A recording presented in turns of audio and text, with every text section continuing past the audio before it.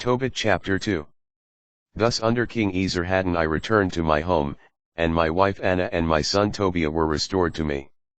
Then on our festival of Pentecost, the holy feast of weeks, a fine dinner was prepared for me, and I reclined to eat. The table was set for me, and the dishes placed before me were many.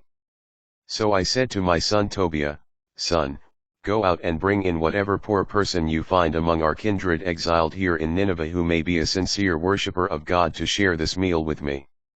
Indeed, son, I shall wait for you to come back. Tobiah went out to look for some poor person among our kindred, but he came back and cried, Father. I said to him, Here I am, son. He answered, Father, one of our people has been murdered. He has been thrown out into the marketplace, and there he lies strangled.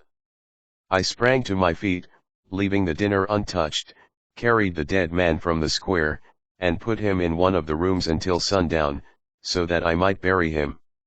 I returned and washed and in sorrow ate my food. I remembered the oracle pronounced by the prophet Amos against Bethel. I will turn your feasts into mourning, and all your songs into dirges. Then I wept. At sunset I went out, dug a grave, and buried him. My neighbors mocked me, saying, Does he have no fear? Once before he was hunted, to be executed for this sort of deed, and he ran away, yet here he is again burying the dead. Tobit's blindness. That same night I washed and went into my courtyard, where I lay down to sleep beside the wall. Because of the heat I left my face uncovered. I did not know that sparrows were perched on the wall above me, their warm droppings settled in my eyes, causing white scales on them.